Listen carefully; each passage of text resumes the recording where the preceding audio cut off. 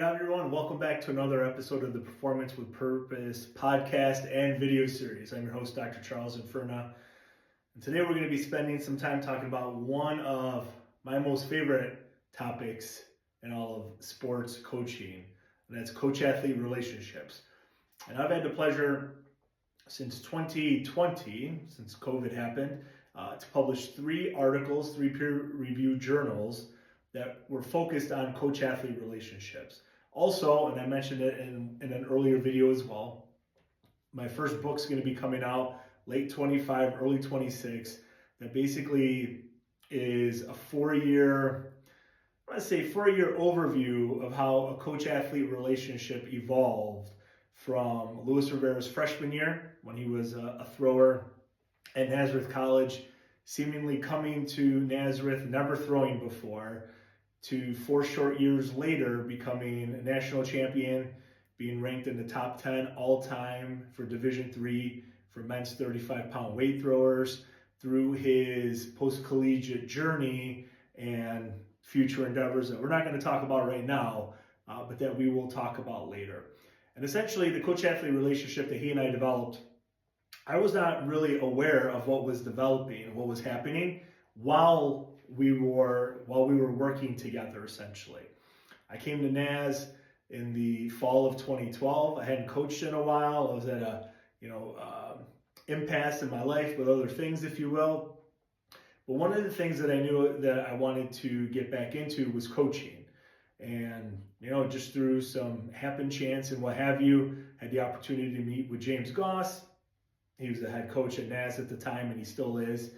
And he brought me on to help work with our throwers. Now, over the course of that 4 years that we were working together with Luis as a college athlete, I wasn't aware of what we're going to be talking about right now, because I just didn't know enough about the science behind the coach-athlete relationship to really understand what was happening as it was happening. Now, fortunately, I've always been a journaler and a writer. So after every practice that we had essentially at Nazareth College, I would jot down 1 or 2 or 3, sentences about how things went. What was the highlight? What was something that I needed to focus on? And those journal entries essentially turned into a book that's going to be released in the next few months. So what we're going to talk about in this episode specifically is the research behind coach-athlete relationships and the 4 tenets of coach-athlete relationships very broadly today. And then we're going to break down each successive video over the course of the next week or so and focus on each of those 4 tenets individually. So when we're talking about coach-athlete relationships, right, in our Performance with Purpose podcast here, right, there's 4 unique tenets to coach-athlete relationships: closeness, commitment, complementarity, and co-orientation, right? So basically the 3 C's plus 1: closeness, commitment, and complementarity. And then as I'm going to put in the show notes, as far as like research after the fact, the co-orientation piece, right? So when we're looking at the 4 tenets of coach-athlete relationships, when we're looking at closeness, essentially it's a mutual trust and respect between us as the coach and the athlete. Now, even the mutual trust has to be there from both sides, right? I would find it difficult as an athlete to have respect and trust for my coach if I didn't think that it was reciprocal. And I know we say that it's earned, not given, but I think when we're talking about the art of coaching, I think as coaches, there's a general understanding, at least I perceive to be an understanding, at least when I'm working with my new athletes, that I have no reason not to trust them off the bat, right? First impressions, there's really no reason for me to not trust my athletes when I initially meet them. Same as respect also. There's no reason not to have a respectful, cordial initial conversation and successive conversations with them. But that goes both ways, right? When we're talking about closeness, it has to be a mutual trust and respect between the coach and athlete, cordially. Okay, the commitment. the long-term partnership between coach and athlete. Now, we're not talking about Division I football here. We're not talking about nil contracts, and we're not talking about anything like that. What I'm specifically talking about is the commitment that we have to our athletes, and hopefully the commitment that our athletes have to us. And when we're talking about that commitment, it's not just that we're there together for 4 years. What I'm talking about in that commitment is how are we able to meet with our athletes and meet them where they are, and how can we get them where they want to go? And essentially that's the commitment, right? Do you trust me enough? Do we have enough mutual respect with each other that you feel comfortable with me leading you for the next 4 or 5 years of your collegiate journey?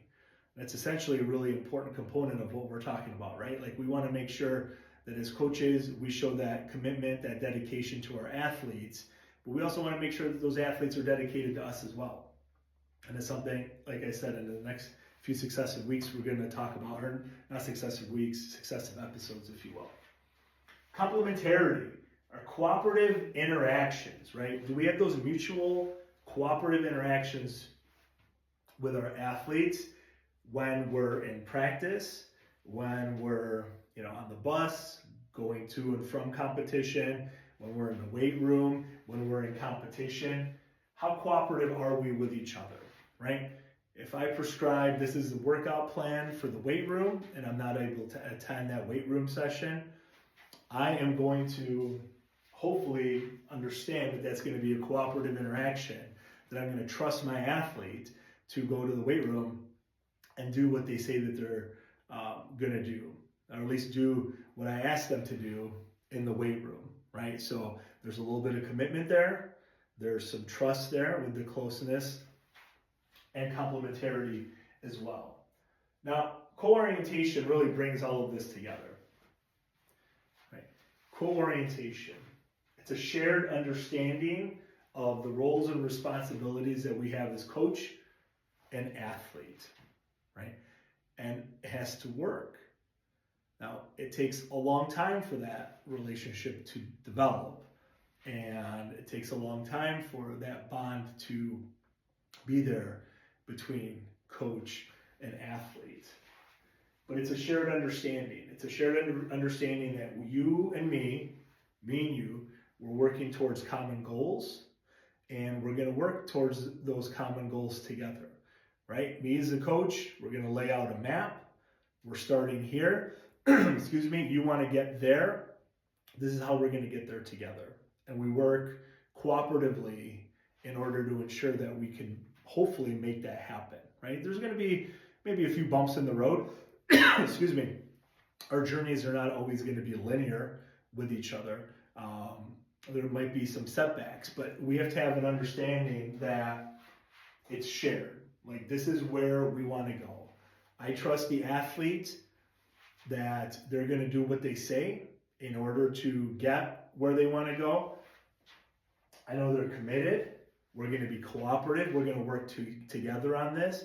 And hopefully, as the research suggests, and I'm going to include that in the show notes, excuse me, not the snow notes, it's not snowing out here yet in Western New York, in the show notes of research articles where we see high closeness, high commitment, high complementarity, a perception of high co-orientation between coach and athlete, that's going to lead to greater athlete successes.